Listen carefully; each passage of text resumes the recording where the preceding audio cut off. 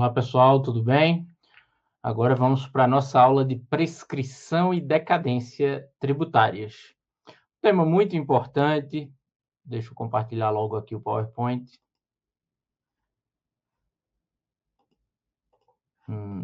Estou compartilhando, não está aparecendo para mim. Deixa eu compartilhar de novo aqui. Um tema muito importante, muitas questões jurisprudenciais, agora sim está aparecendo. Muitas questões jurisprudenciais. Eu, na verdade, entendo que responsabilidade tributária, que são vários tipos de responsabilidade, várias regras, e prescrição e decadência da parte do CTN são os dois temas principais de direito tributário, tanto no que diz respeito a questões de concurso público, no que diz respeito a questões jurisprudenciais. Então, são temas muito relevantes. E para a prática tributária também, quem atua nessa área, responsabilidade e pressão e decadência são temas fundamentais. Então, veja, essa aula provavelmente eu vou usar aí 2 blocos só para tratar de pressão e decadência. São muitos detalhes, muitas questões jurisprudenciais. Peço que vocês... Isso é uma dica que eu sempre falo, na verdade, não só para direito tributário, para qualquer aula que você estiver estudando, que você estiver assistindo, assista a aula com a legislação em mãos, tá? Estou assistindo aula de direito penal, estou com o Código Penal em mãos. Porque o professor fala um artigo, cita um artigo, você dá uma lidinha, dá uma olhada lá durante a aula, você acabou ali de estudar, né? E se você, à medida em que assiste a aula, também está estudando, está consultando a legislação, isso otimiza o seu estudo. Eu até coloco nesse material aí a legislação correlata, tá? De pressão e decadência do CTN, mas é importante sempre você assistir a aula com a legislação em mãos, no nosso caso, direito tributário, a Constituição e o CTN. Veja, pressão e decadência, ambas são causas de extinção do crédito tributário, não é? São causas previstas lá no artigo 156 do CTN como causas que implicam a extinção do crédito tributário. Esse quadro aqui, ele bem sintetiza vários conceitos e várias características desses dois institutos, a prescrição e a decadência. Acredito que nesse bloco agora de gravação, eu não vou sair desse quadro. Eu vou ficar apenas nele, tecendo vários detalhes, várias observações para o seu aprendizado, tá bom? É muito importante que você entenda isso e, claro, qualquer dúvida, entre em contato, mande um e-mail, que eu tiro sua dúvida. Mas eu acho que não vai ficar dúvida, não. Acho que a gente vai conseguir passar isso aqui bem claro, até porque sem pressa, tá, pessoal? Vamos aí, provavelmente, 2 blocos, só pressão e decadência, e vamos começar logo. Decadência e prescrição. Vamos lá. Primeiro ponto, já falei, vocês já sabem, ambas, tanto pressão quanto decadência, são causas de extinção do crédito tributário, tá bom? Outra característica comum de ambas. Ambas, tanto pressão quanto decadência, representam prazos que correm contra a fazenda pública. Então, a decadência e a prescrição, que são causas de extinção do crédito tributário, são prazos que correm contra a fazenda pública, ou seja, são prazos que a fazenda pública tem para realizar algo, tá? Então, ambas são causas de extinção do crédito tributário, ambas são prazos que correm contra a fazenda pública para que a fazenda pública pratique um ato, realize algo, que a gente vai ver o que é. E também agora, ambos os prazos, tanto o de prescrição quanto o de decadência, são de 5 anos, tá? Então, tanto prescrição quanto decadência são prazos de 5 anos que correm contra a fazenda pública. E esses prazos são causa de extinção do crédito tributário. O que é que significa? Que se dentro desses prazos de decadência ou de prescrição, a fazenda pública não realizar aquilo que lhe cabe, o crédito tributário está ou estará extinto, tá bom? E para que é que serve cada um desses prazos? Vamos lá. O prazo decadencial é o prazo de 5 anos que corre contra a Fazenda Pública para que ela constitua o crédito tributário. Então, o prazo de decadência é o prazo que corre contra a Fazenda Pública para que ela constitua o crédito tributário.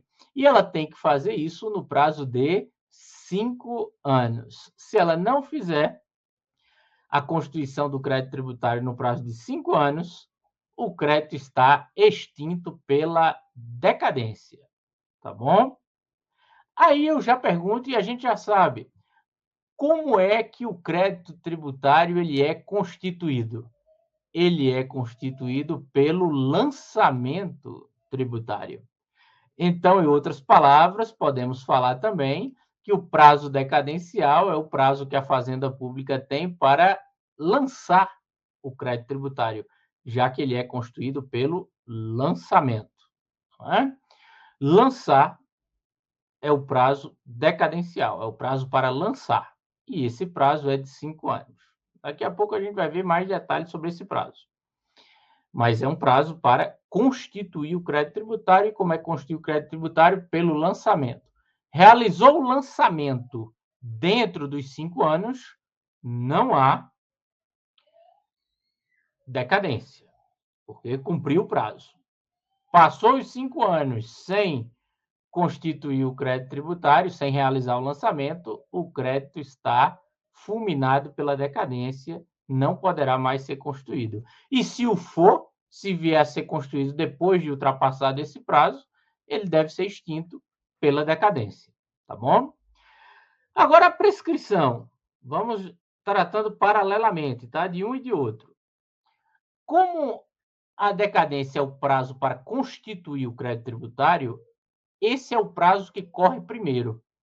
É o prazo para lançar o tributo, para constituir o tributo. A prescrição é o prazo que vai correr, que vai surgir após o prazo decadencial. Por quê?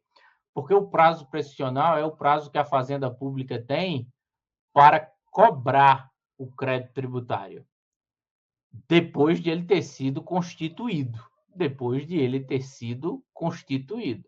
Então, primeiro constitui o crédito dentro do prazo decadencial e depois vai ter início o prazo para cobrar o crédito tributário, que aí é o prazo prescricional, que também é de 5 anos. Não é isso? Também 5 anos.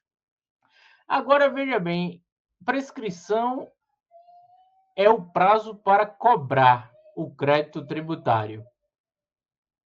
Essa cobrança, como é que se dá essa cobrança? Como é que cobra crédito tributário? É por meio da execução fiscal, ajuizando a execução fiscal. Então, em outras palavras, o prazo prescricional é o prazo que a Fazenda Pública tem para ajuizar, para propor a execução fiscal, tá bom? Então, ambos são causas de extinção, o prazo é de 5 anos para ambos. Um é o prazo para constituir o crédito tributário, lançar, o outro é o prazo para cobrar, ou seja, ajuizar a execução fiscal. Vamos tratar agora dos termos iniciais. O que é o termo inicial? É justamente quando começa a correr esse prazo. Tanto decadencial quanto pressional, vamos tratar primeiro do decadencial.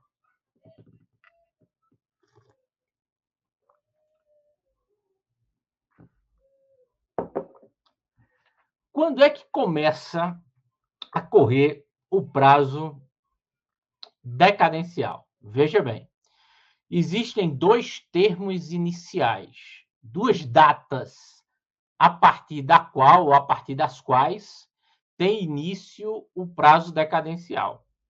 Um termo inicial é considerado a regra geral para o início do prazo decadencial. Eu tenho um termo inicial que é a regra geral. E tem lá uma outra situação que é mais específica para uma situação pontual.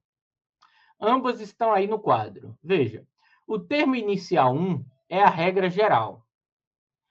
Por que a regra geral? Porque esse termo inicial, que eu vou falar agora, ele se aplica, olha aí entre parênteses, ele se aplica a todo tributo lançado de ofício, ele se aplica a todo tributo lançado por declaração, e ele se aplica a todo tributo lançado por homologação quando, aí preste atenção, tenha havido dolo, fraude, simulação ou ausência total de pagamento.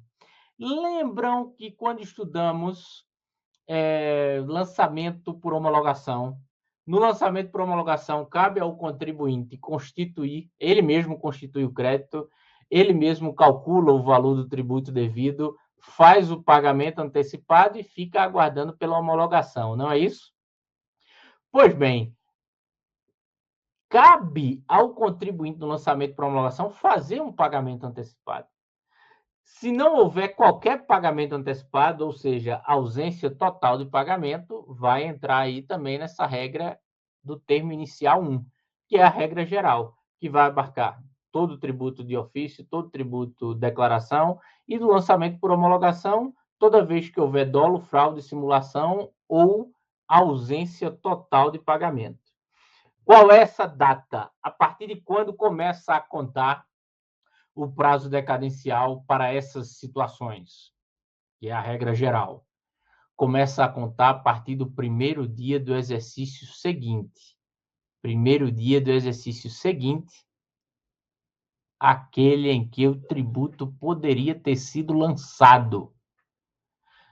E quando é que o tributo, a partir de quando o tributo pode ser lançado? A partir do momento em que ocorra o seu fato gerador, né? A partir do momento em que ocorre o fato gerador, ele já pode ser lançado. Quando se fala primeiro dia do exercício seguinte, aquele em que o tributo poderia ter sido lançado, é justamente o primeiro dia do exercício seguinte, aquele em que ocorreu o fato gerador. Tá bom? Então, hoje, estamos aqui em agosto, né? Ocorre o fato gerador de um tributo hoje, agosto de 2023. Ele está na regra geral, ou seja, é lançamento de ofício, declaração ou homologação numa dessas situações. A partir de quando vai começar a contar o prazo para a Fazenda Pública lançar esse tributo? A partir de 1º de janeiro de 2024, né? Então, aí é um exemplo da regra geral, do termo inicial 1. Primeiro dia do exercício em que o crédito poderia ter sido lançado, em que o tributo poderia ter sido lançado. Aí o termo inicial 2. Veja, quase todas as situações estão abarcadas pelo termo inicial 1. O termo inicial 2 vai ficar apenas com uma situação específica. Qual é essa situação? É quando se tratar de tributo sujeito a lançamento por homologação, tributo sujeito a lançamento por homologação, sem que tenha havido dolo, fraude ou simulação, porque se houve dolo, fraude ou simulação, vai cair na regra 1, no termo inicial 1. Então, é sem que tenha havido dolo, fraude ou simulação e ainda tenha ocorrido pagamento parcial. Porque se não ocorreu nenhum pagamento, foi ausência total de pagamento, vai cair na regra 1, né? Então, veja como essa regra 2, o termo inicial 2, é para uma situação bem específica. Tributo sujeito a lançamento por homologação, sem que tenha havido dolo, fraude ou simulação, e que tenha ocorrido, e na situação em que tenha ocorrido um pagamento parcial do tributo. Entenderam? E aí, essa regra 2, qual é a data?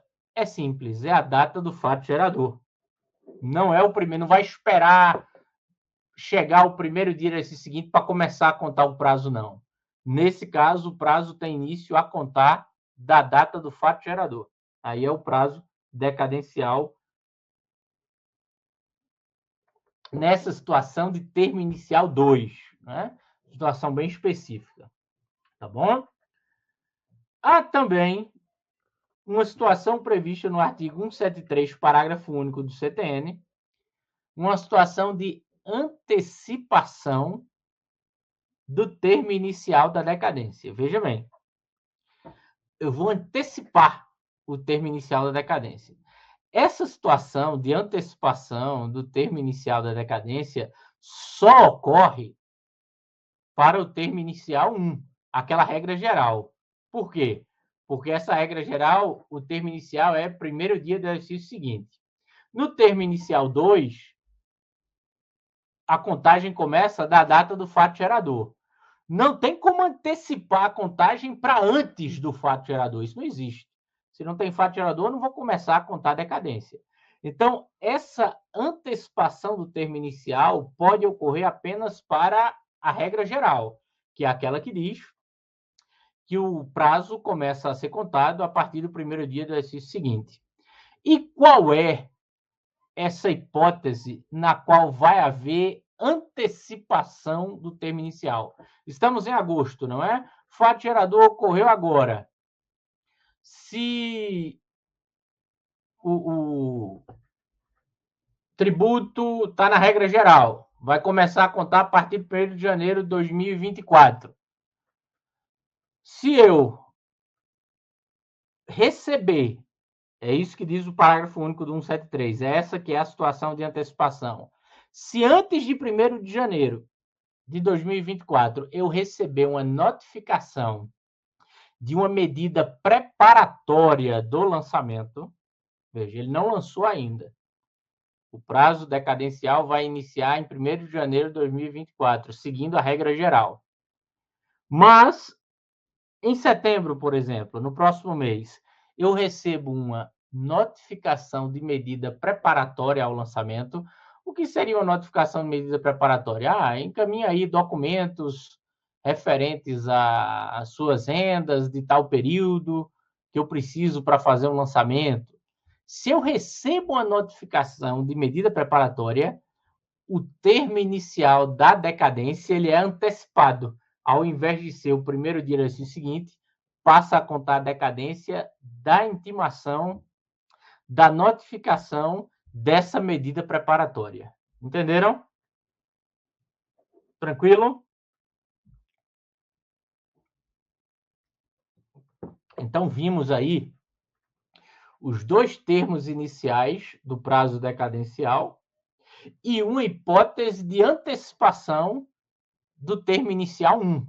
Esse termo inicial 1 é o primeiro dia do exercício seguinte, é a regra geral. Né? Tem uma hipótese que antecipa esse termo inicial. Vamos agora para a prescrição. E o termo inicial da prescrição? Quando é que começa a contar o prazo prescricional? O prazo prescricional é o prazo para cobrar o crédito tributário, ou seja, para ajuizar a execução fiscal. Esse prazo ele tem início, e aí é mais simples, só existe um termo inicial do prazo prescricional. O termo inicial do prazo prescricional é a data em que ocorrer a constituição definitiva do crédito tributário. A constituição definitiva do crédito tributário. Veja que aqui é importante essa expressão, constituição definitiva. Porque a gente sabe, eu acho até que já comentei, a gente sabe que o crédito ele é constituído pelo lançamento. Realizou o lançamento, o crédito está constituído. Mas quando é que o crédito está definitivamente constituído? Importante isso, não é? O crédito está definitivamente constituído quando não cabe mais recurso administrativo, quando não cabe mais defesa administrativa contra aquele lançamento que foi realizado, contra o lançamento que foi realizado. E ainda, para estar definitivamente constituído e ter início o prazo prescricional, tem que ser escoado, tem que transcorrer o prazo para pagamento voluntário. O que é o prazo para pagamento voluntário? É aquele prazo de vencimento que a administração pública concede. Olha, paga aí até o dia 10. Enquanto ainda está dentro do vencimento, não corre prazo prescricional.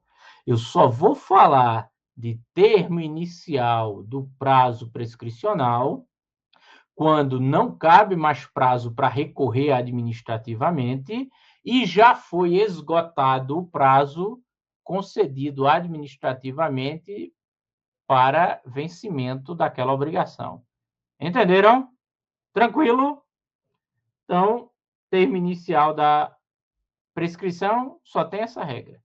Data da constituição definitiva do crédito. Tá bom? Causas de suspensão. Decadência. Sempre fazendo aquele paralelo. Decadência e depois prescrição. Decadência. Não tem causa de suspensão do prazo decadencial. O que é uma causa de suspensão? A causa de suspensão é aquela que para o prazo na contagem onde ele se encontra, para o prazo na contagem onde ele se encontra, e quando for retirada essa causa de suspensão, a contagem é retomada de onde parou. De onde parou. Diferentemente da causa de interrupção que a gente vai ver na sequência. As causas de interrupção, elas zeram a contagem. E essa contagem terá um reinício, terá um novo início. Então, nas causas de interrupção, zera o prazo e começa de novo. Nas causas de suspensão, para onde está e depois, sendo o caso, retoma de onde parou. Pois bem, existe causa de suspensão da decadência? Não. A decadência não se suspende. As causas de decadência, o prazo decadencial não possui causas de suspensão, tá bom? Então, o prazo decadencial ele não se suspende. E a prescrição se suspende? Sim, suspende. Quais são as causas de suspensão do prazo prescricional? As causas de suspensão da prescrição são as mesmas que suspendem a exigibilidade do crédito tributário. Suspensa a exigibilidade, e a gente já viu quais são as causas de suspensão da exigibilidade: parcelamento, moratória, depósito, liminares, recursos administrativos. Essas são as causas de suspensão da exigibilidade do crédito. Se o crédito estiver com a exigibilidade suspensa, o prazo prescricional também estará suspenso. E isso decorre de uma questão de lógica, não é? Se eu não posso cobrar o crédito tributário porque a exigibilidade está suspensa, não tem lógica correr contra mim, fazenda pública, o prazo para cobrar. Não é verdade? Então, suspensa a exigibilidade, também estará suspensa a prescrição. Tranquilo? E a gente já viu as causas de suspensão da exigibilidade, né? Artigo 151. Agora, interrupção. A decadência tributária, ela se interrompe?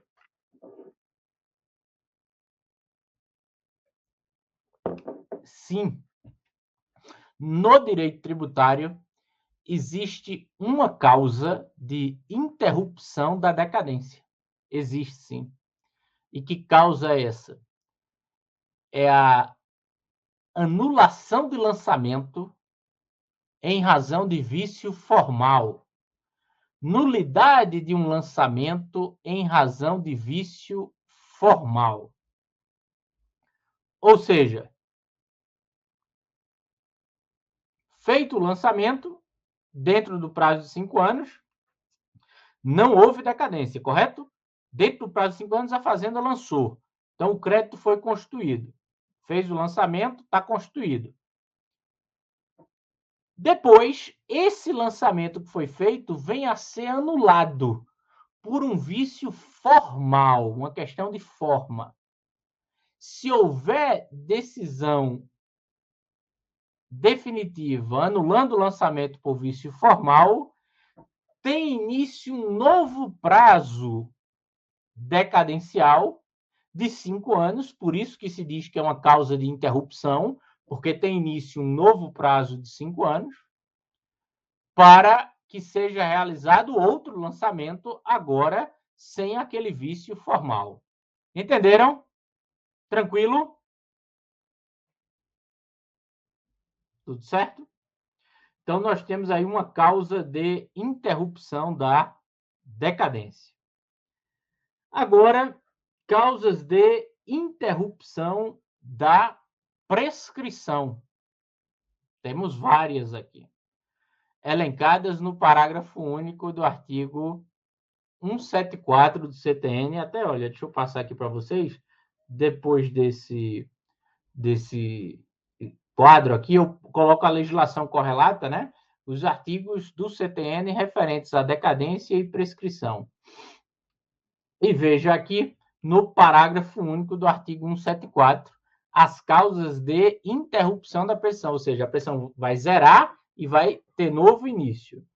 O despacho do juiz que ordenar a citação em execução fiscal. Então, veja, a pressão não é o prazo para que a Fazenda Pública ajuize, é o prazo para que ela ajuize. Então, ela vai e ajuiza dentro dos 5 anos. Se ela ajuizou dentro dos 5 anos, não vai prescrever, não está prescrito. Tá? E o despacho do juiz que determina a citação do executado, o cítice do juiz, interrompe a prescrição. Aí tem um detalhe, mas e se a Fazenda Pública distribuir a execução fiscal no último dia da prescrição? E o juiz só vai despachar na semana seguinte, demora uma semana para ele despachar. Estaria prescrita essa execução fiscal? Não. Por que não? Pelo seguinte, o STJ entende tranquilamente isso, que para as execuções fiscais também se aplica aquela regra do Código de Processo Civil de que a interrupção da prescrição pela citação ou pelo despacho que determina a citação retroage à data da propositura. Retroage à data da propositura. Então, o despacho do juiz que ordenar a citação do executado interrompe a pressão tributária a contar da data da propositura da execução fiscal. Em outras palavras, o que é importante para a Fazenda Pública? O importante para ela é distribuir a execução fiscal dentro do prazo de 5 anos. Se ela for distribuída dentro do prazo de 5 anos, está salva a prescrição, porque mesmo que o juiz despache depois, quando já ultrapassados 5 anos, esse despacho tem efeito retroativo à data da propositura, ou seja, à data da distribuição, tá bom? Inciso 2, segunda causa de interrupção da pressão é o protesto judicial. Veja, o protesto judicial é uma daquelas cautelares previstas no CPC, né, uma cautelar específica, e ele tem por propósito justamente interromper a pressão, né, que é uma ação judicial. O protesto é uma ação judicial que tem o propósito específico de interromper a pressão. A Fazenda Pública, se realizar um protesto judicial, interrompe a pressão, mas isso é raro, viu? É raro a Fazenda Pública, como é muito simples para ela interromper a pressão, porque ela inscreve em dívida ativa e ajuiza a execução fiscal, não tem muito motivo ela protestar, tá? Salvo numa situação em que a Fazenda Pública estivesse ali com alguma dificuldade em realizar a inscrição em dívida ativa e, para não correr risco, ela realizaria um protesto. Então, o protesto judicial é outra causa de interrupção. Inciso 3. Qualquer ato judicial que constitua o devedor em mora, ou que constitua em mora o devedor. Qualquer ato judicial que constitua em mora o devedor. Veja, classicamente, o ato judicial que constitui em mora o devedor é o ato de citação. Tá? É o ato de citação. Então, é difícil a gente pensar aí em um ato judicial dentro do processo, só se fosse aí um ato durante o processo, que o juiz desse uma determinação e o devedor reconhecesse a dívida, e aí dentro do processo judicial houvesse um reconhecimento e haveria, então, mora do devedor e haveria uma interrupção de prescrição. Mas também essa situação 3 é uma situação difícil de a gente verificar. As situações mais importantes, tanto para concurso público quanto na prática, são justamente o inciso 1 e esse inciso 4 que eu vou falar agora.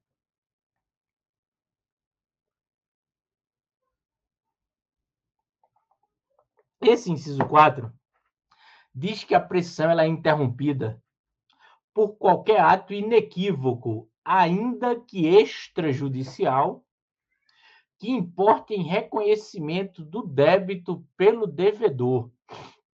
Qualquer ato inequívoco, ainda que extrajudicial, que importe em reconhecimento do débito pelo devedor. Veja, essa situação do inciso 4 ela é muito importante, porque na prática a gente vê várias situações dessas. Por exemplo, o devedor pede o parcelamento de uma dívida. Se ele vai lá na Secretaria de Fazenda e pede o parcelamento, ao pedir o parcelamento é porque ele reconhece que está devendo. E esse reconhecimento faz com que o prazo pressional que estava correndo seja interrompido. Então, há a interrupção do prazo pressional com o pedido de parcelamento. A gente pode verificar isso também com o pedido de compensação. Se o contribuinte pede uma compensação, é porque ele reconhece que tem um crédito, mas reconhece também que tem um débito. E esse ato de reconhecimento interrompe a prescrição, tá bom? Isso é muito importante. E lembrem-se, a gente viu que parcelamento é causa de suspensão da exigibilidade, não é verdade? E eu acabei de falar agora há pouco que suspensão da exigibilidade também suspende a prescrição, certo? Então, é causa de suspensão da prescrição e também interrompe a prescrição? Exatamente. Vamos lá, eu tenho uma dívida tributária, vou lá e peço parcelamento. Quando eu pedi o parcelamento, isso foi um ato extrajudicial de reconhecimento. Interrompe a prescrição, zera e vai começar a contar de novo. Entretanto, se for deferido o parcelamento, deferiram, e eu estou pagando as parcelas, o que foi que aconteceu? Zerou o prazo prescricional e vai ficar zerado enquanto eu estiver pagando. Então, zera e fica zerado enquanto eu estiver pagando. Paguei todas as parcelas, o crédito vai ser extinto pelo pagamento, tá bom? Então, veja como é o parcelamento, não é? Ele funciona como causa de interrupção, porque é ato extrajudicial de reconhecimento, e também mantém a pressão suspensa, tá? Porque é causa de suspensão da exigibilidade do crédito tributário. Muito importante aí esse parágrafo único do 174, tá bom, pessoal? Ok. Vou fechar aqui o bloco. Na sequência, a gente volta só para terminar aí essa parte final do quadro e dar prosseguimento em questões jurisprudenciais sobre prescrição e decadência. Até daqui a pouco. Tchau.